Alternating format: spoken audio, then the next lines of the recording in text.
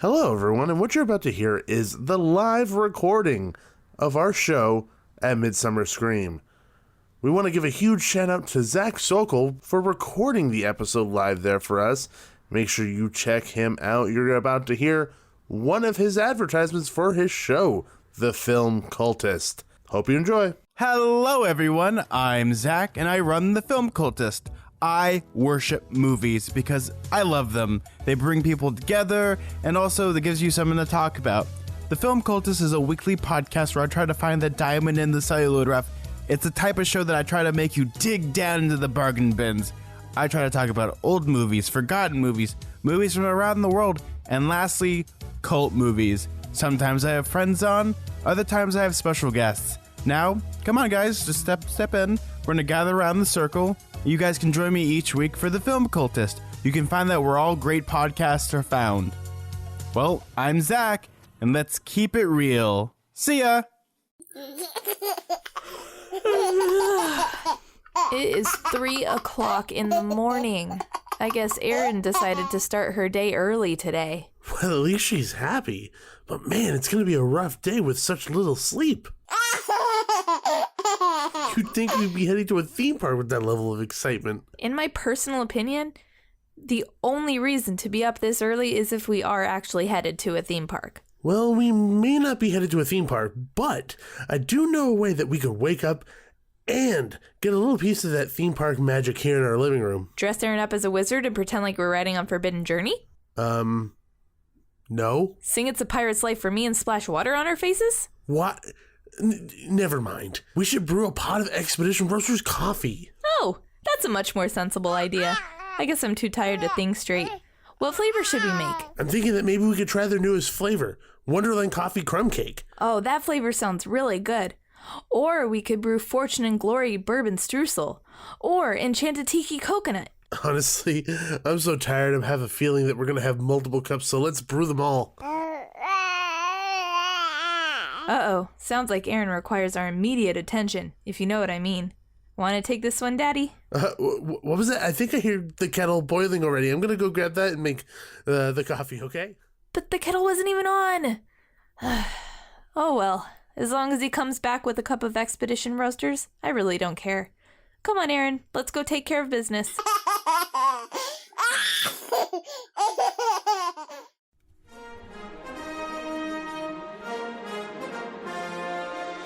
Start your expedition today at expeditionroasters.com and use coupon code DUO15 to save 15% off your first purchase of Expedition Roasters themed coffees, shirts, and mugs.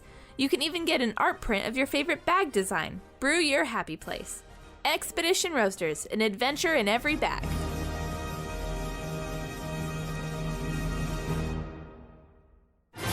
Hi, and welcome to the Theme Park Duo podcast. Grab your park map, churro, and hop in line with us as we take you on a coast-to-coast adventure through the world of theme parks, haunts, conventions, and more. Now, here's your hosts, Nikki and Gabriel. We're getting started. We're getting started. Everyone wanders in, that's fine. Hello, Midsummer Scream! Hello. I'm Gabe. And I'm Nikki. And we are The Theme Park Duo. Welcome to Midsummer Scream. Hopefully everybody's having a blast on the show floor. Everyone's getting scared, having a good time. I know there's a lot of monsters out there kind of just roaming, just scaring people when they walk in the door, which is a great hello. Well, yeah, that's what you sign up for when you come here. Is that in the instructions? Like on the website, it's like entrance scare, welcome. No. Okay, then I didn't sign up for it, did I? Well, anyway, we are joined by Jeff Schiefelbein of Sinister Pointe. Welcome. Thank you. And this is a fantastic haunt. There we go, yes. Thank you. Thank you. Fantastic haunt that I truly believe pulls no punches. You guys do what you want, and it is terrifying. Good. So just to give the audience an idea, if you haven't gone through Sinister Pointe, they like to do a lot of different haunts that run the gamut of themes. So to give an example, you did a Christmas theme haunt a couple years. Yeah, that was, go ahead. I wasn't lucky enough to go through it, but I was able to watch Rick West's wonderful flow through, where I saw dildos being waved in people's faces. I saw having to put your arm inside of an elf's butt to reach for something. Yeah. And people licking the walls to see what flavor it is. Was it schnozberry? I don't know. Schnozberry. And some of those candy canes on the wall looked mysteriously like Bale Anatomy. Yeah, I don't know how that happened. They had an interesting look to them. So you could tell that they go outside of the box when it comes to a lot of the haunt stuff. And outside of the Christmas stuff that you guys do, you run a fantastic haunt in general that, once again, still goes outside of the box. Something that I found terrifying when I saw it, and I did not want to do it, was you have to put your arm inside of a sink that is supposed to be a garbage disposal. Yeah, no. It's like my worst nightmare. Yeah, no thank you. But so as you could tell, Jeff runs a fantastic haunt. Now, where did your love for horror start, where you're thinking of all these crazy things? I think it was back when I was probably, 10, 11, 12 years old. My parents used to have very elaborate Halloween parties. Nothing really scratched the surface of anything that I do now. I would hope not. No. But as a child, when you go to these parties and you see, you're kind of sitting in the corner and your parents are putting on these costumes and having all their friends over and they're decorating the house and everything. It was fantastic. I mean, it was like Christmas for me. So, back in the day, I think back then, I'm sure for them it was going all out. They had the skeletons that would hang from the rope to the second story ceiling that would be tied to the doorknob. So when you walk in the front door, he lowers down and you close it.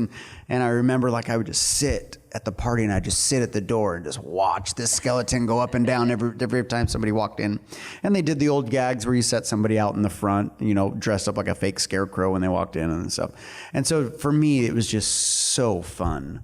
So I think from there, I kind of, started doing my own thing. And when Halloween came, I'd set up my own little one-room thing, or I'd sit out on the patio and have the kids, come up and scare them.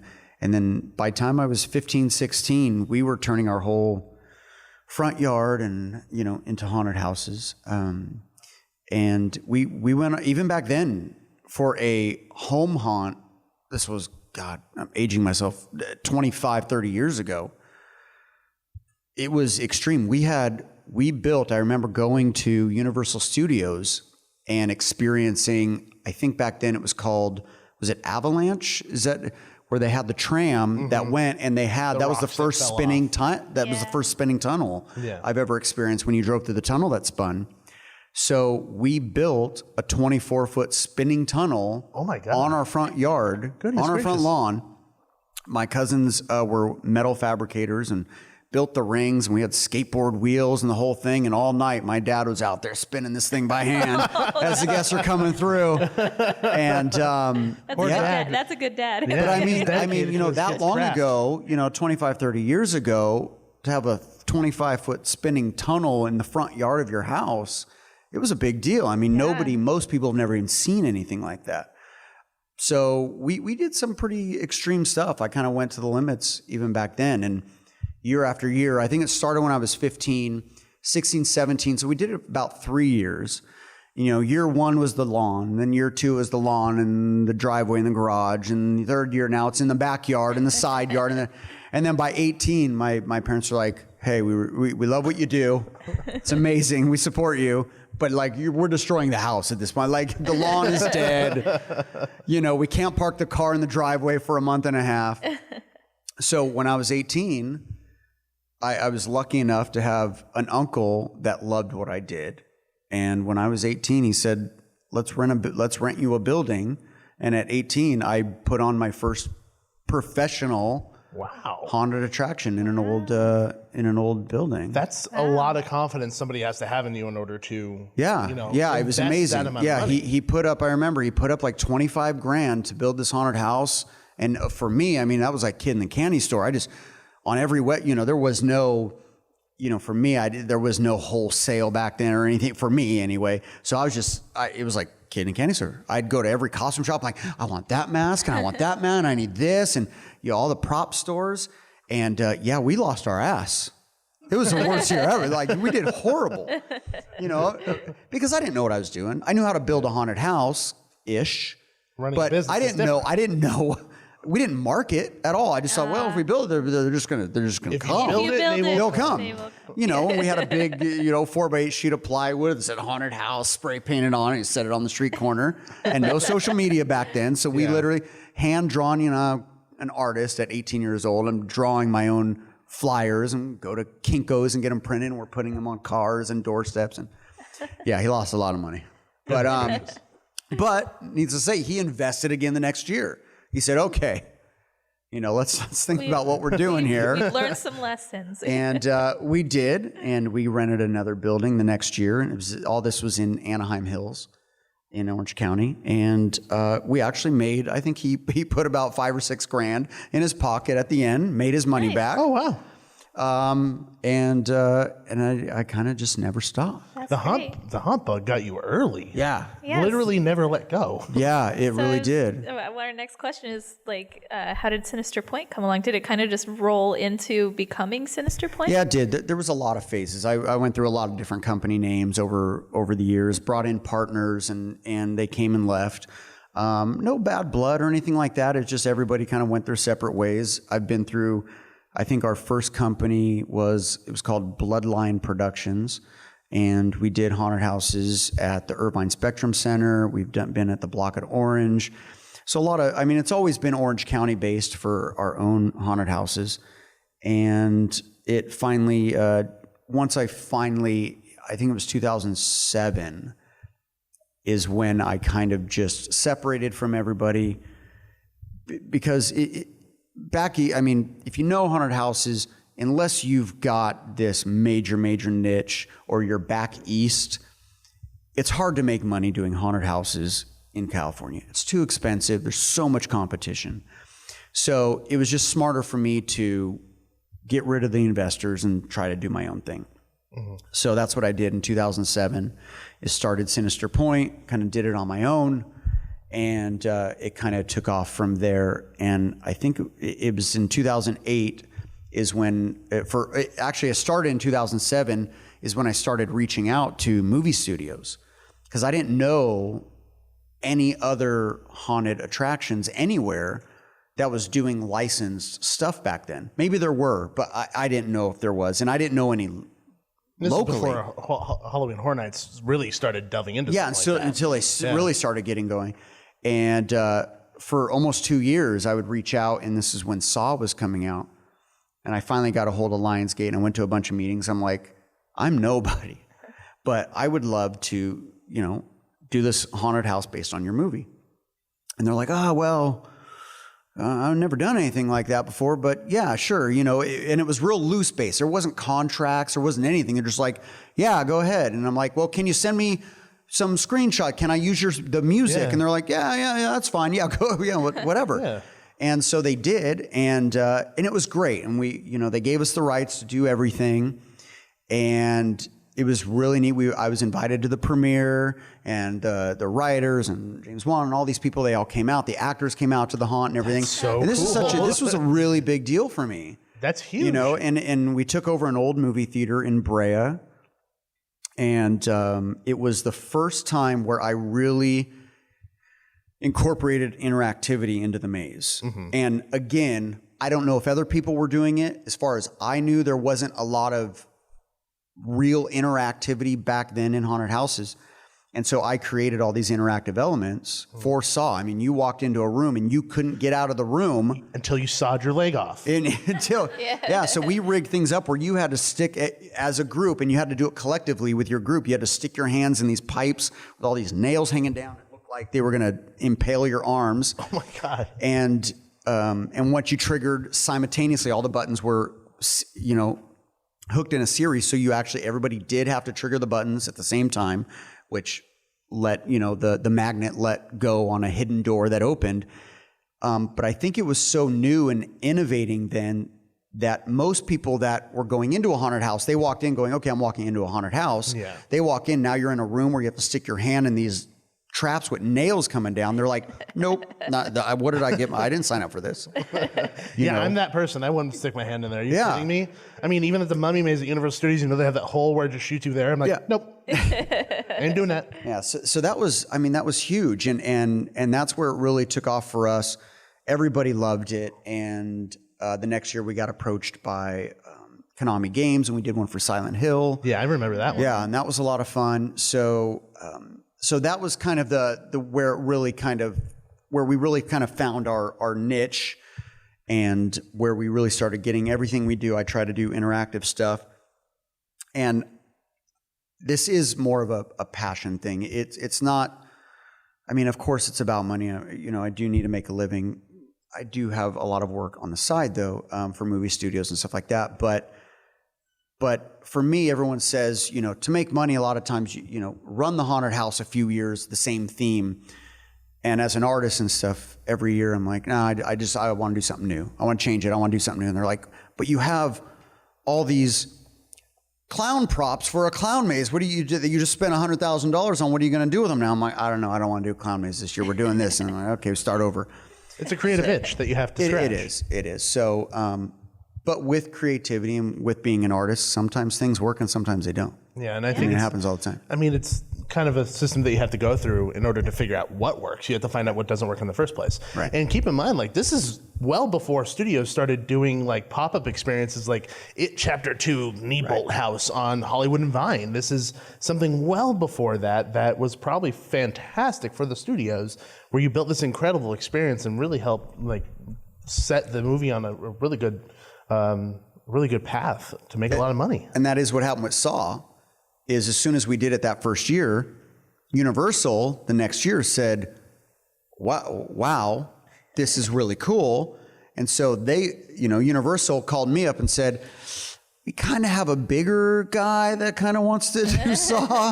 Yeah. So Universal took over, but and I kind of know John Murdy over at Universal, on a not a friend by friendship basis, but we know each other. I know him, but he does his own thing, and so I went in the next year and said, hey, even though you guys are doing Saw this year, can I somehow be involved?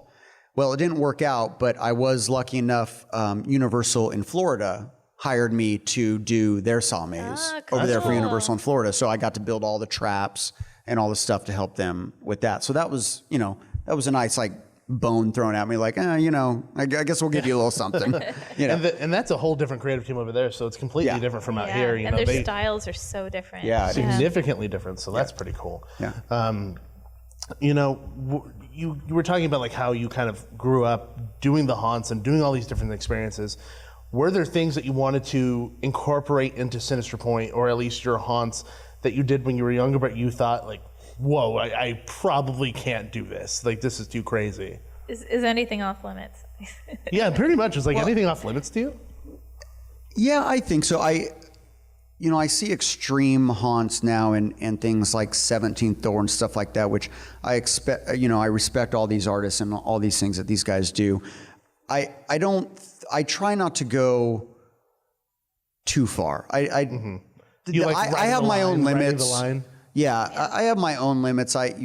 There's things in my head that I think are funny or fun, but I'm not into really injuring people hurting people, shoving people's heads in water. I don't do I don't enjoy that. So I'm not going to do something I'm not going to make something that I don't personally enjoy. Yeah. So you would create what you would go through.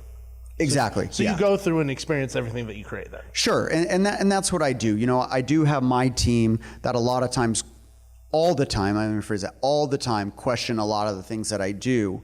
And they say, I don't know if people will like this, or I don't know if this is going to hit with a lot of people. And honestly, I don't care. I do everything I do it for me. Not that, I need everybody. I love it, what everybody does. But you know what I'm saying?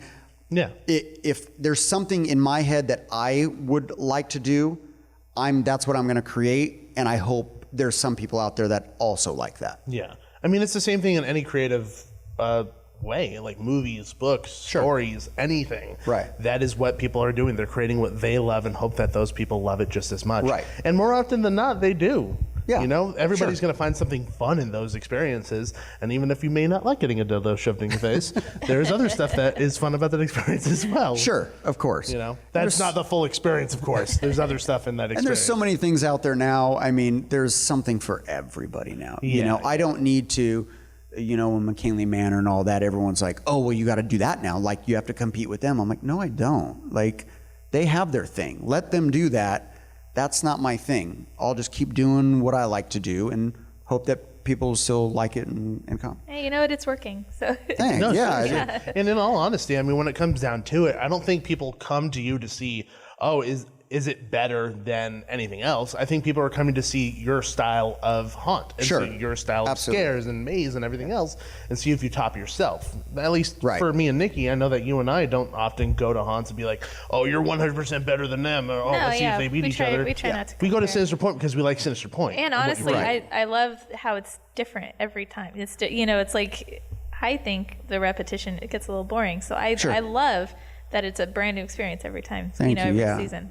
And one of the experiences that sticks in my mind, at least, you kind of had, it was, I don't remember the name of it, but you had like 4 different monsters, and depending on which door you go through, it was kind of a different the one with the experience. cards. Sure, yeah. yeah. The cards, The which cards. I collected all the Yeah, cards. he kept all the cards. We still have And the set. when you go through, you kind of have this person you meet, and they kind of are the ones that tell you you're going to go through this door, and they have a stamp. They stamp your head, and it's supposed to put the sign of that monster on your forehead. Of course, there's nothing on the stamp, but the fact that someone's going right on your forehead, that's a good beginning to a maze. Sure, yeah. You feel like, I'm getting marked. Oh my goodness. Yeah. You know what I mean? So That was a fun one. I really liked that one. And I love how you can go through several times, get different experiences, and just the repeatability. the repeatability. Yeah, and I did like that. I mean, on the back end, logistically, it was I'm sure. a freaking nightmare. I'm sure, It was not. Afterwards, I'm like, yeah, this was not a Let's not not a do smart that again. idea. Let's Let me stay away rethink from how that. we're doing this.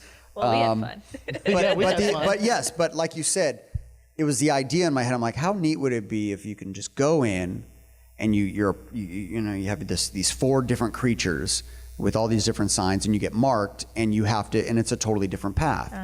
So, but yeah, then once you're building it and everything, I'm like, that's like kind of building 4 mazes.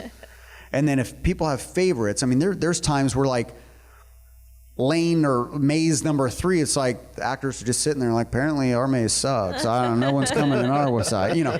And then you got a line out for number 1, and it's just, you know, so it's kind of like, oh shit, I don't know, we got to think about this. But yeah, it was something like we were saying. The idea of it in my head, I'm like, yeah, that sounds neat. Let me try to do it. Did we pull it off?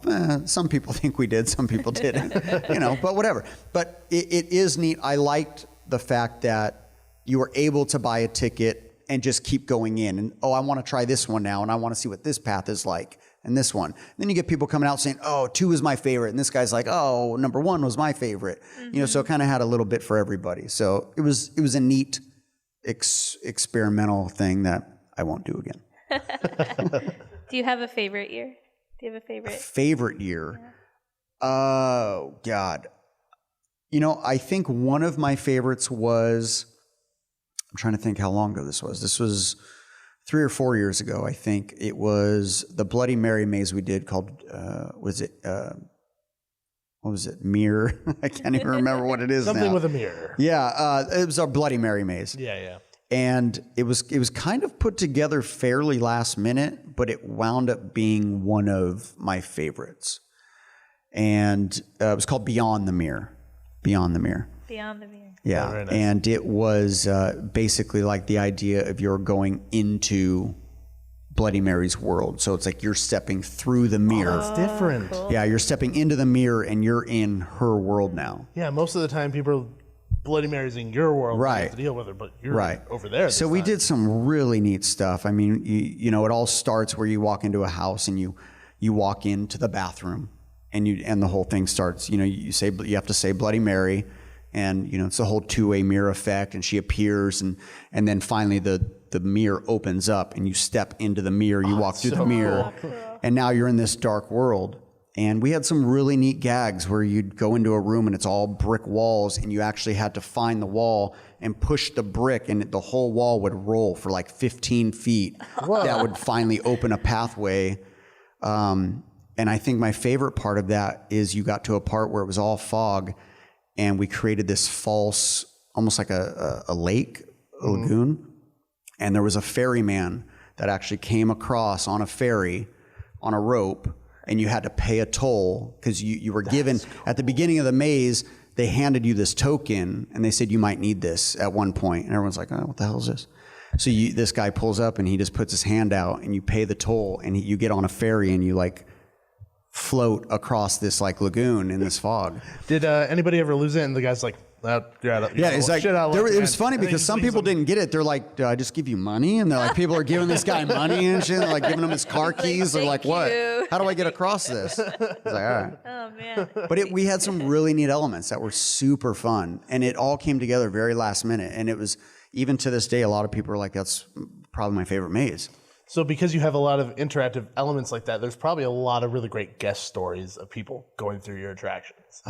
There's all kinds of guests fascinate me. They're the most amazing creatures, I swear. And it's really neat. It's crazy to think that when you're thinking this stuff up, and even with your team, and this is kind of the same for anything, movies, theme parks, rides, it doesn't matter how many people you have in a room, everyone's like, oh, we'll make this really easy and everyone will get it. And this is exactly, it's going to go so smooth. It's amazing how many people will get to that point and be like, I don't know, would I go this way, this way? I'm like, hit things with rocks. Yeah. Like They just want to the big door that says go in here with the lights flashing out, and they're like, I got nothing. Where do I go? This way? It's amazing.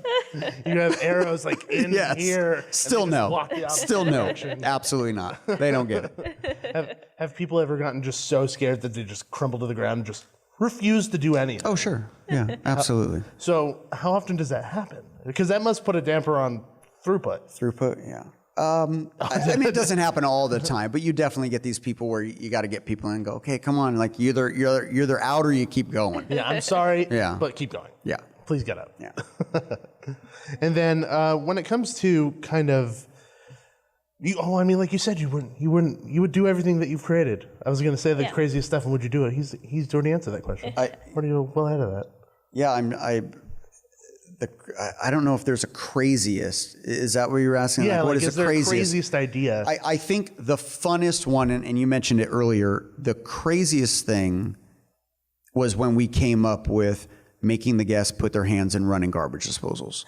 That was probably my favorite and probably the best guest reactions that we've probably ever got. See, that's a hard no for me. I wouldn't do it. Yeah. I would make someone else do it. It's very difficult because everything in your head is telling you, don't do this, don't do this, don't do this. Of course, and everybody knows it's fake. Yeah. But like you said, you walk into a room, there's a kitchen sink, the sink is shaking, you hear the grinding with the motor, and it says there's a button in the bottom of this, you have to stick your hand in to open the door.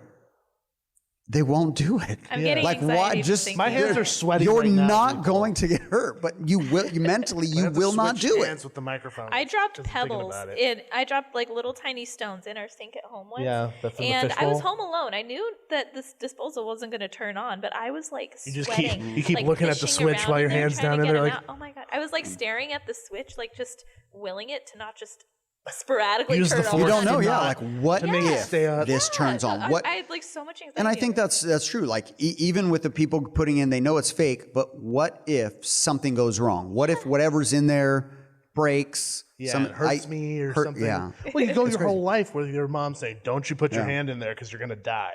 Well, you may not die, but we did another gag, which it wound up not working. So we wound up scrapping it after like the first week, but we did the same thing, don't do thing, where you walked into a room and there was electrical plugs all over the walls and you had to get metal rods and stick the rods into the outlets. Jeez. Same thing. And people are like, nope. No. Well, I have to do that now with my daughter. I have to make sure she doesn't kill herself. Yeah, those are all the that's protective a normal everyday things, life right? thing for me. Obsessed with the light sockets. Like, oh my god, why? I'm going to put my mouth on it. Yeah, but it didn't, for whatever reason, it just didn't play. Like it didn't work It the way didn't we wanted connect with to. people? Yeah, it didn't connect. Yeah. But the same thing. It was like an idea. I'm like, no one's going to stick metal into an electrical outlet. Let's do that. Let's make them do that. And they didn't. And then they didn't. You were 100% correct. Well, we could talk about this all day, but I think we need to move on to your new bar. Oh, yeah. Yes. The Something Spirit completely Lounge. different. Yeah. Spirit Lounge is something I've been wanting to do for about 10 years. And then it finally started to come around in 2013 when we kind of brought it to life, and so far to life to where like the newspapers did an article on it. I mean, it started spreading. We had a Facebook page, and it started blowing up really quick. Yeah, we got jazzed when we heard about that. That was yeah. something we were in for 100%. Yeah. Right up our alley. And then due to city stuff and permitting and everything, they squashed it. So we scrapped it, and, I kind of just left it on the shelf, and, hopefully one day I'll come back to it. And, things happen, you get busy. And finally this last year, I said, I want to revisit this. And the spot we used is a place, someone I know owns the property. So it kind of made it easy for us to get the space, but, making sure that we can do it with the city and everything. So after a little bit of work and finagling the right way to figure out how we're going to do it, we said, okay, this is going to work and let's do it. And this is kind of, because originally it was going to be a permanent thing. And now that the pop-ups have become really popular, that's when we said, okay, let's ride that, wagon. Yeah. And let's try it as a pop-up. And so the city was cool with that, and the property owner was cool with that. And so we're like, let's do it. So I've been working on that, and we just had one of our test nights last week. Yeah, we couldn't go. Yeah, whatever. We had to watch our kid. But it was great. We had a great turnout. It was a lot of fun. A little bit of tweaking and stuff, to do. But we opened this weekend. We'll be open for the month every Thursday through Sunday from like 7 p.m. until 2 a.m. And it's fantastic. I mean, if you've ever been to like Trader Sam's at Disneyland, I took a lot of inspiration from that. So we do have interactive drinks. So when you order a Texas Chainsaw Massacre drink, the drink comes with a severed finger in the drink, and all of a sudden this collage of chainsaw scenes from various movies start playing on the projection. Lights are flashing, and the bartenders pull out fake chainsaws and stuff. So it's a show, Yeah. So we have a bunch of interactive drinks that are a lot of fun, and the place is wall to wall props and decor, a lot of photo op stuff. Yeah. Very Instagrammable. Even in the bathroom. Very Instagrammable, yeah. Yeah, even in the bathroom, if I remember from my Instagram feed. Who's taking pictures in the bathroom? Yeah, we rigged Watch out for that guy. we rigged the bathrooms. Yeah. So it's funny. Yeah, we actually programmed the lighting to all turn off for like 5 seconds. So you're sitting in there peeing, and the lights go dark for like 5 seconds. You're like, what the fuck's going on? What's going on here? And Start waving your arms. You start waving your arms in thinking the air, it's a trying to get the motion motion sensor. thing to go off. so it's a lot of fun. We have old movies playing on the TVs. We have, just theme music from horror movies playing over the seas. So there's we wanted it to be loungy. We wanted it to be fun and networky. We have some roaming characters. We have palm readers, stuff like that there. But we didn't want to turn it into like a club. So there's no DJ, there's no live bands or anything like that. We wanted it to be a little more low key. So that people could actually talk and not have to We want scream people to talk over exactly and have a music. good time. I'm having a great time. Right. Are you? Yeah, okay, That's cool. my kind of bar. I like the Yeah. bar where I can hear people. That Yeah, I don't I'm want to have to with. yell to hear you Yeah. talking. Or why would I yell to hear you talk? I don't know. I don't have you yell to hear me hear you. Yeah, there you go. There you go. Do you have a favorite drink? Because you said there's a lot of really cool. My ones. favorite, I'm a vodka guy, so my favorite drink is the holy water. Holy You and Nikki won't get along then. Yeah. Yeah, So She that- doesn't like no vodka. vodka. She's not a vodka. That's one of our fun exorcist drinks. And it's cool. It comes with a black cross ice cube that goes in your drink. That's It's really cool. Yeah. So so everything, it's a lot of fun, man. It's and again, the same thing. This is something that I wanted to do, and I really didn't have a lot of crew or anybody help me. I mean, this was my baby. I was there every day by myself at night, just It's like decorating your house for Halloween. That's what I was doing. This is like my little baby. You're hearkening back to what your parents did for you when you were a That's kid. exactly what it is. And it was just something, a passion for me. And we are open for the month. But I will say right now, we're probably you have to make reservations, and that was actually part of the trick, which actually worked in our favor. Was originally this was a open to public thing. Anybody can just come in and you can go on the website and just click on make a reservation now, blah blah. And then the city came to us and said, "Hey, for you to be able to do what you want to do, this technically has to be a private event. It can't be open to public."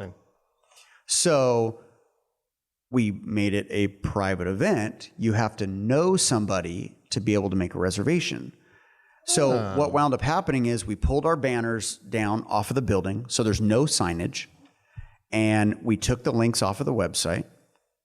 And if you go to the website, it says, if you want to make a reservation, it's kind of all about who you know. So as soon as we made it more exclusive, people wanted to go. It went freaking crazy. We tripled in a day our reservations. So what we did is there's a hidden link on the website. There's a hidden button, one little spot. And someone has to tell you. So where if you that know is. the clue or you know how or where that button is what you have to click on to make a reservation. Everyone in this room is just going to drag their mouse over it and wait for it to turn into the little hand and then click it. Or they'll just ask you after. I will give you a clue. And this is the clue we give people when they ask, because we get emails all day long saying, you got to throw us a bone here. So the clue is, and we tell everybody, a purple martini sounds lovely this time of day. Okay. And that's the clue. That's it. Okay. So when you go to the website, That's it. Look for a purple martini. Purple martini. Yeah. I drink. So, That's fancy. so with that, the whole run, we are open, I think it's a total of 16 days currently. And we all are already talking about possibly extending it. Oh, that's great. But not yet. So we're waiting to see. But we are probably well over 80% booked for the entire run. Oh, man. Wow, that's fantastic. We think by the end of the weekend it'll be completely Congratulations sold on out. a Thank massive you. success. Yeah, That's incredible. it's fantastic. So get your reservations. It's $13 to make a reservation, and you can come in and stay as long as you want. That's worth all the likes on Instagram. Absolutely, It's totally worth its weight in Instagram likes. Yeah. So when it comes to Sinister Pointe as a whole, what does the future hold for you guys? It feels like you guys do a lot of really innovative things. I'm done. I'm retiring. You're I'm retired? I'm Just tired. Done, retired. You haven't slept since you were 8. I haven't. We have a few things. We have a new haunt that we're opening this October. A brand new haunt. Brand new haunt called The Mist. Ooh. Is this brand new news? Brand new. Brand new. Nobody knows literally about this. just hung the banner. It's fresh off the press. There out you go. You guys are getting a sneak there. Exclusive. It looks like this is going to be in Westminster off the 405 freeway. And again, this is a passion project for me. A lot of people are like, nah, not going to work. so we'll see. But this is what I'm designing here. It's going to be like a free flow haunt or attraction or whatever you want to call experience. I'll go with experience. So what we're doing is we're taking a giant building and we're building almost like a mini town inside this building. And it's going to be filled with smoke or mist. And there's a whole backstory and everything, but I mean, it's mist. I mean, it's heavy. Like you cannot see 2 or 3 feet in front of your face. And the idea is you and your posse, your crew is going to go in and you're exploring this town. Like, so it's free. You go wherever you want to go. And the place is stocking with creatures that are stalking you. Yeah, that sounds terrifying. And the whole place is rigged with booby traps and all that kind of stuff. So there's scares throughout the whole place. And it's basically like a scavenger hunt. So you get a map of the town and you go in and you're looking, you have to go into the houses and find stuff, all while being stalked. And with that, it's also an escape room because you can be in a house looking for stuff and these monsters can come and lock you in the house. Ooh. So you have to find air ducts to get out of or different things like that. You can get locked in closets. So it's this whole 20 to 30 minute experience where you're in this town and you're being stalked by all these creatures and you're kind of finding your way around. Remember you were talking about guests who don't know what to do? You're going to have those rare... Oh, that's going to be all that it is. Yeah. And that's what everyone's saying. They're like, people are just not going to get it. I'm like, I don't care. As long as I get it and I'm in there having fun, hopefully there's a group of people that will have fun. Schadenfreude. You're getting a kick out of the pain of not being able to know what to do. Yeah, I just wanted to create this because I always loved going to, like, when you go to Knott's Scary Farm every year, everybody loves Ghost Town. You know, you walk through Ghost Town and it's nothing but fog, and you're always anticipating the guys hiding in the fog that are going to come running out at you. And I'm like, I want to do that, but create a whole town of that. And you have to roam through this whole town, and we're going to have all of our creatures are going to have little bells on them. So you just hear them moving around in the distance and everything. So like, I hear these I hear these guys coming. I just got the willies just thinking about that. So in my head, this is like what I want. I think this would be fun for me. I just want to explore this town and do this stuff. So hopefully we get some people that will enjoy it. I think so. That kind of opens up the experience, not just haunters too. Right. You know, the escape room people. Exactly. Experience people. Right. Those are very small niche things. Yeah. So I'm trying to grab this, escape room elements, scavenger hunt elements, haunt elements. And we'll do something fun at the exit. So you have this map and you're in search for 13 artifacts. And you don't have to play the game. You could just go in there and roam around and have fun and run around like a kid in Ghost Town. Oh, I'm going to play the game and I'm going to win. So, and then when you come out, we'll do some kind of thing. Like if you got 1 to 3 artifacts, you're a loser. You get 5 to 6, you're great. You found out 12, 13, you're a master, whatever. So there'll be some fun game element, to encourage you to like try to find these artifacts and stuff. So it should be fun. I wanted to, something fun for people to do, a game all mixed with, fear and terror. Well, I mean, I think inevitably, the haunt experience is, although it is about going in there and getting scared, it's about having fun ultimately. Right. And that sounds like one of the most ultimate fun experiences you could create in the haunt world. Right. Yeah. Absolutely. It's like, it takes away, it seems a weird way to say it, but there is kind of some form of comfort in a maze, knowing like you're being told where to go, and if there's an exit here if you need it, and there's an end point, but you're just saying go and have fun, shut the door. Yeah, and it's up to you, and there's an extra layer of like fear or anxiety with that, but that's good. Yeah, and I feel that, and again, going back to Ghost Town at Knott's. When there's not walls next to you and you just kind of don't know how far this goes, it kind of it creates that uncomfortability. There's a little bit of comfort in walls, I think, to an extent. Yeah. I think it's going to be fun. I'm going to have fun doing it. We're going to have fun going through it. Good. Yep. And we can't wait. Yeah, we'll be there. You said it's this October. Yep. So make sure everybody look out for information on The Mist. Yes. So very excited about that. Yeah, absolutely. Thank you so much for coming on the show with us today. Thank you. It's fantastic to finally get to sit down with you, talk about Sinister Pointe. I know, right? And it's fantastic to hear the passion, the pure, unadulterated passion that you have for haunting. I do. Because a lot of people, I don't want to say who, but like people get into it, they're like, oh, I can make a lot of money doing this. That's great. It's not about the money for you. It's about the literal passion of creating something, the artistic value in it. And I think that says a lot about the experiences that you have there and how much fun people have going through it, because you could tell through the experience how you feel about it. If somebody were just doing it for money, you could tell that they wouldn't put a lot of like time or like effort into it usually. Right. And not to talk bad about what I did last year. And I'm not going to get into that. That was a whole different thing. And it was kind of what I did last year for Sinister Pointe, Scary Place. It was the first time, a lot of people don't know this, but even though my name was on it, it was more of I was approached by outside investors that wanted to create this experience, but they wanted to use my name and wanted me to build it. And things didn't work out the way we hoped they would, but I think last year was overwhelming because they wanted me to create. We wanted we did 3 mazes on 3 different stories in a building, and quadruple the amount of actors that I'm normally used to working with and stuff. So it pulled me out of my comfort zone and what I was comfortable doing.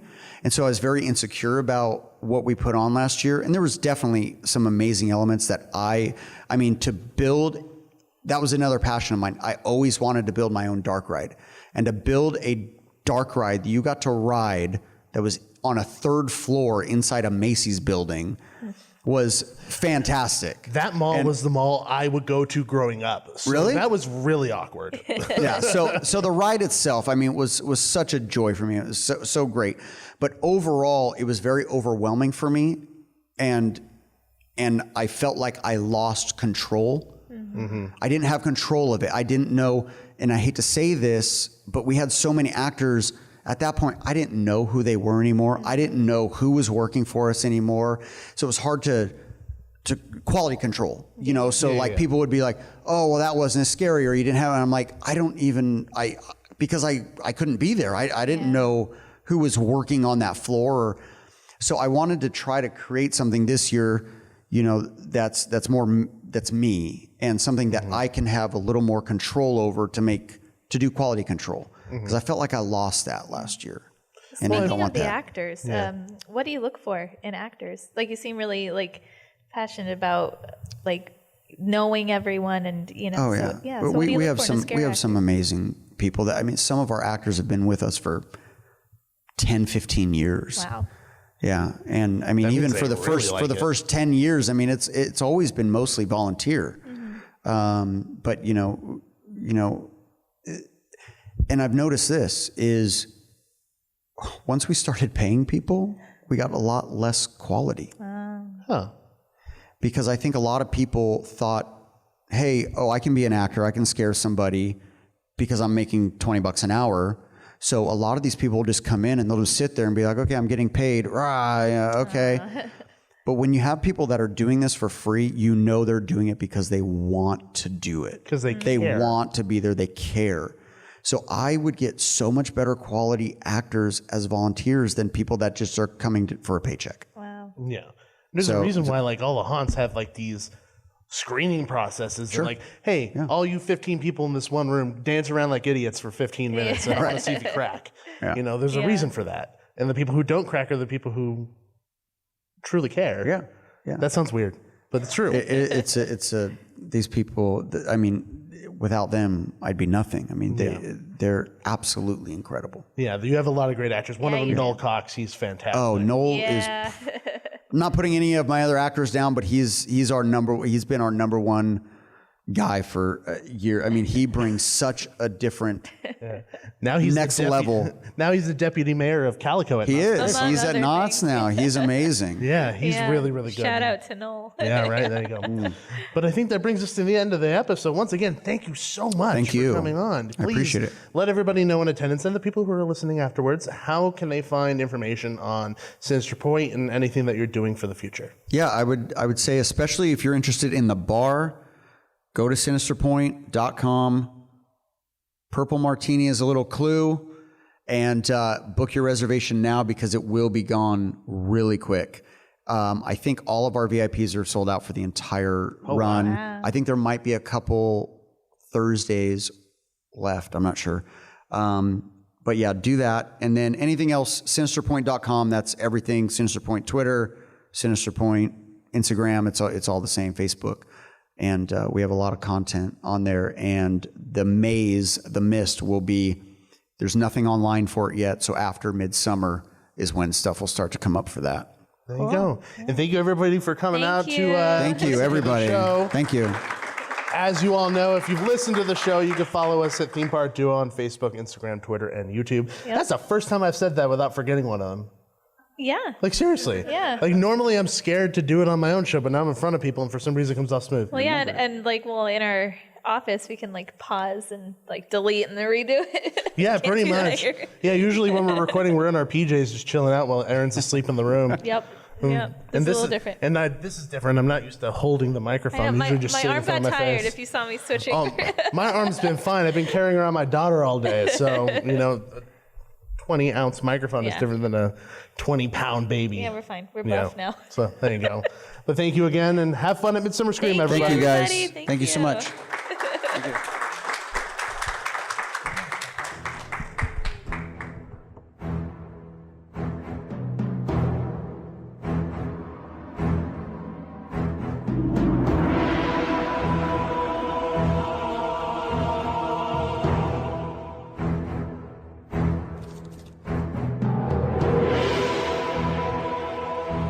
So that didn't turn out as bad as I thought it was going to turn out. I think it went pretty well. No, it turned out very well, and there was a lot more people there than I was expecting. Yeah, there were people in the audience. Not all of them did we know. Some. Yeah, I know. We didn't pay that. Well, the people we didn't know, we paid to be there. But I mean, other than that, it was fantastic. No, we hope paid no one. we paid no one. Disclaimer: we did not pay anybody. Maybe in hugs afterwards. That sounds weird. Yeah. Moving on. Definitely want to give a huge shout out to Midsummer Scream. Thank you guys for having us out to have a fantastic live podcast with Jeff Schiefelbein. Schiefelbein. See, I messed it up. Didn't mess it up earlier, though, so that's all that really matters. Had a blast. Thank you to Jeff for coming on the show and letting us talk to him about everything spooky and horror and haunted and the things that got him started in the first place. Yeah, it was a really great time interviewing him. He had a lot to talk about, and it was really interesting stuff. Yeah, I thought his history kind of growing up and being in the haunt industry is very interesting. So I'm glad everybody got to listen to it. And when it comes to like Midsummer Scream as a whole, obviously this episode really doesn't cover it so much. Yeah. This is really just the live episode that you may have heard in person or you accidentally missed out on. We did get out an hour before Horror Nights, so I would understand if people an hour happened to before skip us. Horror Nights started. So, yeah, we totally understand. Like, if it was us, we would have said, "Sorry, friends, we're going in line for Horror Nights." So we can't fault other people for doing the same thing. Yeah, not at all. So, but yeah, Midsummer Scream as a whole, I think we're going to have to talk about that at another time because there's a lot of things to unpack and talk about. Lots of huge panels, from Christine McConnell to Horror Nights to Scary Farm to Queen Mary to Hayride to like everything under the sun that isn't just scary, which is nice. It's a well-rounded variety of things to see at Midsummer Scream. So we'll talk about that in another episode. But overall, I think for its fourth year, Midsummer is getting so much bigger and is getting so much better. Yeah, it's just phenomenal how much each year they plus it and they do more and they just grow upon this already wonderful event. You're like, how can they do better? And then they do better, and it's amazing. And the lines and the crowds is just testament to how good of a job they're doing. So many people want to see it and be there and be a part of it, and it's really amazing.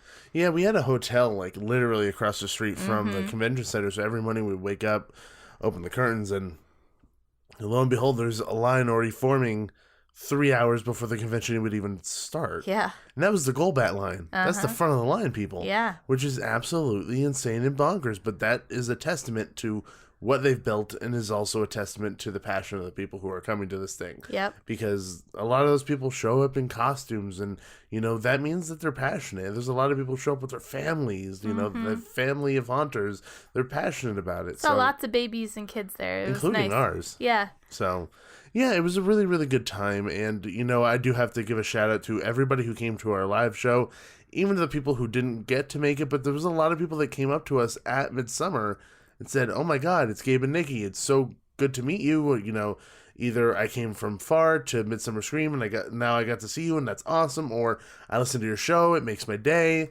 It kind of ran the gamut. And in all honesty, like it makes us feel phenomenal to know that people listen and enjoy it that much. And it's a little humbling because I know that I say it on the show and I told these people in person, so bear with me, people who I spoke with, and I've said it on the show before, but like the fact that people enjoy us doing this is ridiculous to me. Like it's out there, it's outlandish, it's crazy, because this is just us being us and talking about dorky things that we'd be talking about in the car anyway. And the fact that people enjoy that makes my heart happy. So I think a lot of people said that they liked my remarks. Well, we've already known that people enjoy you more than us. I think it's the banter in general, but yes. It's me. I'm Yes. awesome. Yes, you are. I love Yeah, you. thank you. Anyway, enough patting on your own back. You hear that? You hear that patting? She's patting real hard. Awkward. Do it hard so you can feel it. No, it's awkward. Stop it. I regret doing it at all. This is what they like, though. This is why they tune in to hear Nikki patting herself on the back. What? That's the only. That's Gabe doing No, it to it's his not. arm. It's you. Stop it. Stop, Gabe. This is you. False advertisement. Or I don't know, stolen identity. I don't know. I don't know. I don't know if either of those work for this. Does. Stop it. It's awkward now. anyway. That's such an awkward sound. Only if you make it It's awkward. not an ASMR podcast. Should I just talk around the microphone? Stop! No, don't even know. Don't do that to the poor people. Don't do that to the poor people. Anyway, moving forward, let's get past that Derailed. section of the show. Extremely derailed and crashed into everything. Thank you, everyone, for listening. I don't know why you do. Yeah, moral of the story. Wait, what? Moral of the story, don't listen. Oh, listen. Turn it off now. Keep listening. Keep You listening. want to hear ridiculous. Keep saying hi. And I am a shy person, so if I come off as awkward when you come up and say hi to me, I'm sorry, but I think you appreciate did a good job. it. Really? I thought, yeah, I meant to tell you that is that I actually thought that you did way better than I think you thought you did. Okay. So, because even I was like, oh, she's not being super shy. That's great. Oh, good. Thank So you. don't even worry about it. Maybe But yeah, I'm coming out of my shell she's I'm coming turning in- out. and turning into a I butterfly. want the world to know. Why are you flapping your Gotta arms? let it show. I'm turning into a butterfly. Oh, okay, that works. That works too. Yeah. Okay. People aren't seeing it, so let's just Okay. move on from that. Anyway, thank you for. I like how the comment about people coming up to us has turned into this. Anyway, thank you for stopping by and seeing us, and if you saw us on the floor, thank you for reaching out and just telling us you enjoyed the show and just saying Yeah. hi. It means a lot to us. It really, truly does. And this It's weekend, why we do it. yeah, just knowing that people enjoy it means a lot to us. And just the whole weekend was completely filled with love and friendship and just seeing all of the people that enjoy this kind of environment as much as you do. And it's all the different people from all different walks of life coming to just have a good time together. Yeah. And in a world that is scary, it is nice to have something as comforting as Midsummer Scream to kind of have a judgment-free zone. So, it was a good weekend. I'm beyond tired at this point, dealing with Aaron and the panels and the coverage and Erin all was the a above. dream baby during Midsummer Scream, though, we have to say. No, she was. She Yeah. was way better than I expected. Way, way, way better. And I've said it before, we got the baby we needed, not the baby we deserved. So, I deserved her. I don't know about I you. sure did not. Definitely did not. But anyway, before we get any more tired, we'll sign off on this one. We'll have another episode talking about Midsummer separately. Definitely. And all the stuff that kind of comes with that, because there's a lot to talk about. So, thank you everybody for tuning in. As always, if you want to follow us on social media, as I said already in the live recording, you could follow us at Theme Park Duo on Facebook, YouTube, Instagram, and Twitter. And look up everything Sinister Pointe. Yes, and make sure you follow Sinister Pointe. You can find them on Twitter and Facebook. And by this point, I'm not sure if they're going to be sold out of reservations for Spirit Lounge. But Jeff was pretty confident that they would be by the end of the weekend. So, Yeah. So, but if they if they extend it, yeah, like if he they said, are, they might. make sure to check out their website. Yeah.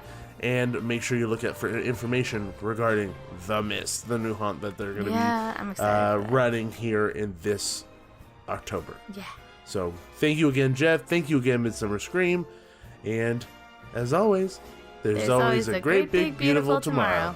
See ya. See ya. Thanks for riding with the theme park duo. Make sure to gather all your belongings before the end of the podcast. Bye-bye.